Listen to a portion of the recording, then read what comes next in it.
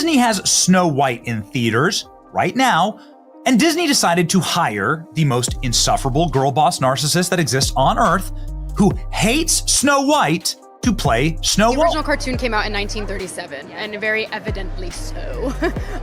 There's a big focus on her love story with a guy who literally stalks her. Yeah. Weird. Her post is still up, which reads, "I love you all so much. Thank you for the love and for 120 million views on a trailer in just 24 hours. What a whirlwind. I am in the thick of rehearsals for Romeo plus Juliet, so I'm going to get out of here. Bye for now." The Friday Story notes how a couple of minutes after posting this, she replied to her own tweet and wrote, "And always remember, free Palestine." Disney's Snow White said that harm should befall Trump and his voters. Do not see this film. And this is obviously an image that she put up. I think this is from Instagram. She wrote, Rachel Zegler, this is the girl who plays Snow White. "I find myself speechless in the midst of this. Another 4 years of hatred, leaning us towards a world I do not want to live in, leaning us towards a world that will be hard to raise my daughter in, leaning us toward a world that will force her to have a baby she doesn't want, leading us towards a world that is fearful. I shouldn't be shocked, but I am. I am heartbroken for my friends who awoke in fear this morning. I am here with you to cry, to yell, to hug, to wax poetic on how the left continues to fail us in forging a new path forward. This loss should not have been, and it certainly should not have been by so many votes. I echo Ethel Kane's statement. More than anything, may Trump supporters and Trump voters and Trump himself never know peace." What if Disney's biggest mistake wasn't the remake itself, but who they trusted to lead it? When Disney announced its live-action remake of Snow White, fans expected a magical revival of one of the studio's most beloved classics. Instead, what they got was a cultural firestorm that ignited long before the film even hit theaters. And at the center of it all, a casting decision that would come to define the downfall of a project meant to celebrate Disney's golden age. From the moment Rachel Zegler was announced as the new Snow White, reactions were mixed. While some celebrated the studio's push for diversity, others questioned whether the actress truly respected the character she was chosen to embody. Then came the press interviews, the now infamous clips where Zegler dismissed the 1937 original as outdated and mocked the romantic foundation of the story. "No prince," she declared with a smirk. "This is not 1937. You said you were bringing a modern edge to it on stage. What do you mean by that? I just mean that it's no longer 1937, and we absolutely wrote a Snow White that is not going to be saved by the prince. She's not going to be saved by the prince, and she's not going to be dreaming about true love. She's dreaming about becoming the leader she knows she can be, and the leader that her late father told her that she could be if she was fearless, fair, brave, and true. And so it's just a really incredible story for, I think, young people everywhere to see themselves in." And just like that, the damage was done. Her remarks sparked an avalanche of backlash. Disney, a company that built its brand on timeless fairy tales, suddenly found itself accused of disrespecting its own legacy. But the problem wasn't just what Zegler said, it was that Disney never stepped in to clarify, redirect, or even show support for the original. Instead, the studio let the controversy fester. Silence turned into complicity in the eyes of many fans. The narrative quickly shifted from anticipation to resentment. This wasn't just a remake, it was a rebranding, and not everyone wanted it. As Zegler continued to make waves, another storm was quietly brewing, the replacement of the Seven Dwarfs with magical creatures. Early production leaks hinted that Peter Dinklage, famous for his role in Game of Thrones, had criticized the original portrayal of dwarfs as regressive. Literally no offense to anything. They were very proud to cast a Latino actress as Snow White. It makes no sense to me. You're progressive in one way, but you're still making that backward story of seven dwarves living in a cave. What the are you doing, man? In response, Disney appeared to overcorrect. Instead of respectfully reimagining the characters or casting real actors with dwarfism, the studio leaned heavily into CGI. The result? A group of awkwardly animated, cartoonish beings that lacked personality, depth, or the emotional warmth that made the dwarfs so memorable in the first place.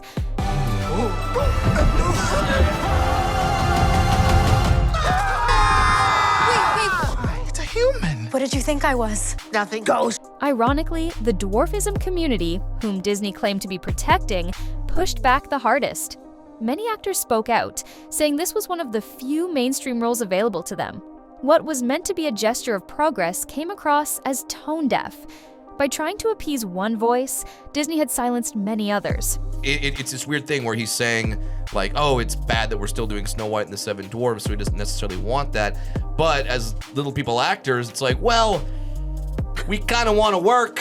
We kind of want that part, and if that's what's available, then that's what we'd like to do. Peter Dinklage was criticized by some actors with similar conditions, like Dylan Postol said Peter Dinklage was being selfish and that community needs more work. There's now an effort in Hollywood to not cast little people and instead do things like cast Hugh Grant as an Oompa Loompa. Peter Dinklage ultimately did get his way on this one, where Disney said they will not have the Seven Dwarfs in the Snow White movie. Then came the trailers.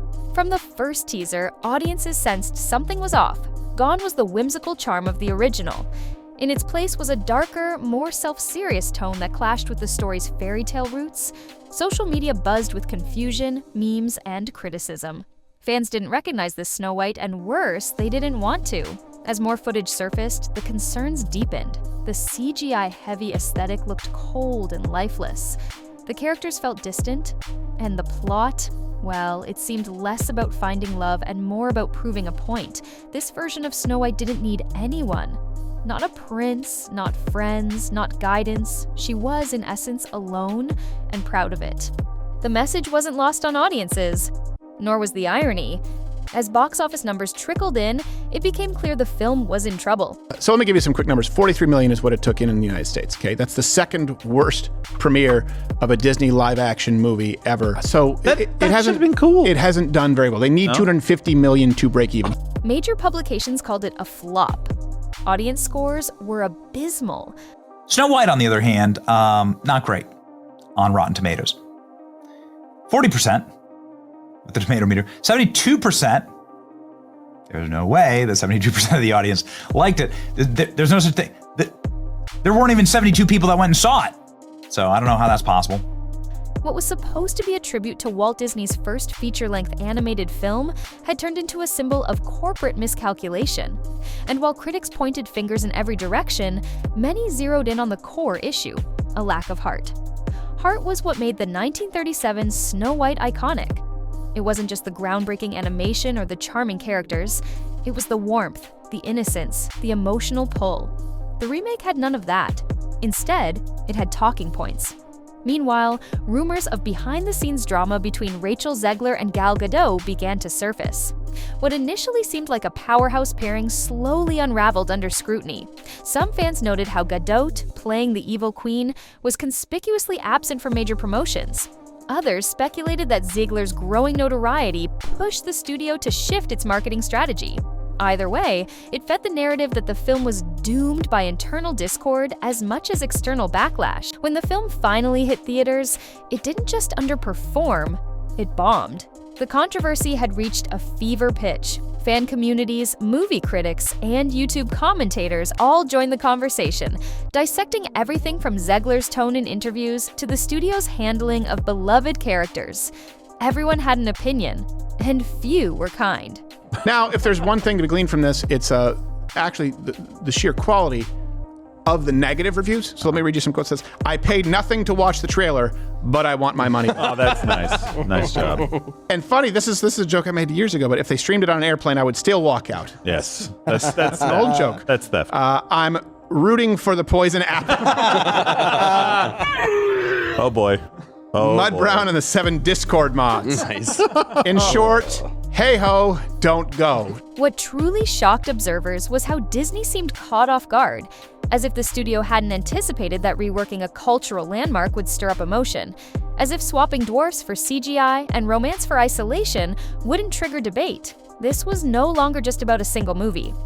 Snow White 2025 became a flashpoint in the ongoing battle over how Hollywood approaches legacy content. On one side were those who felt that change was necessary, that old stories needed updating to reflect current values. On the other were loyalists who believed that modernization didn't have to mean abandonment. Why throw out the heart just to seem current? The box office was just the tip of the iceberg. Online, the backlash bled into discussions about Disney's broader direction. Fans questioned whether the company still understood the magic formula. Was Disney still in the business of making dreams come true? Or had it shifted to chasing hashtags? Rachel Zegler's casting, once seen as a bold new chapter, now felt like the first domino in a long line of missteps.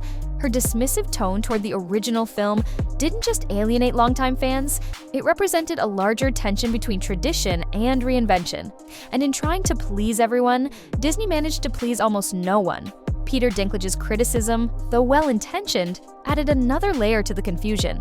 He called out harmful stereotypes, but in doing so may have influenced a decision that cost dwarf actors a rare opportunity.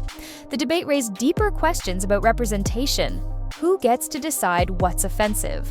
And what happens when attempts to be progressive actually silence the very people they're meant to uplift? Leaked images of the CGI dwarfs only made things worse. Fans laughed, mocked, and memed them into oblivion.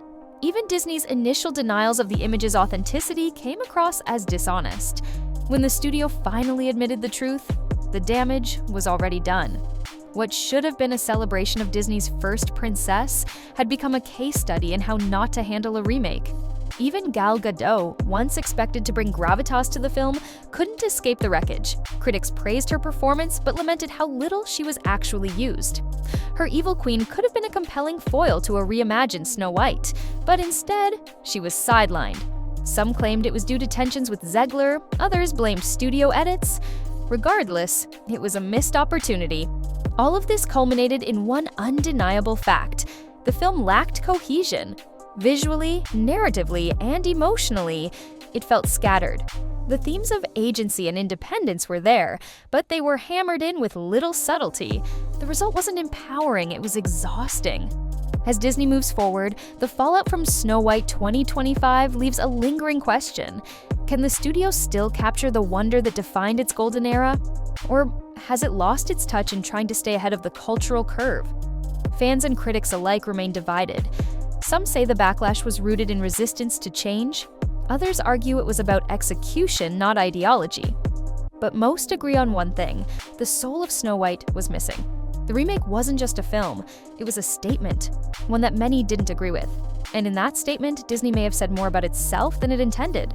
As the dust settles and streaming numbers roll in, executives are surely reviewing what went wrong. Was it the casting, the script, the CGI? Or was it something deeper? A disconnect between a corporation trying to reinvent itself and an audience clinging to what once made them believe in magic. The next steps will be crucial. If Disney wants to regain trust, it may need to slow down, listen, and remember what made its stories timeless in the first place. Not just the princesses, not just the songs, but the heart. Because in the end, the magic isn't in the message, it's in the story. And this time, the story didn't deliver. Snow White 2025 will go down in history, not for its innovation, but for what it exposed, that even the most enchanted legacies can falter when the spell is broken.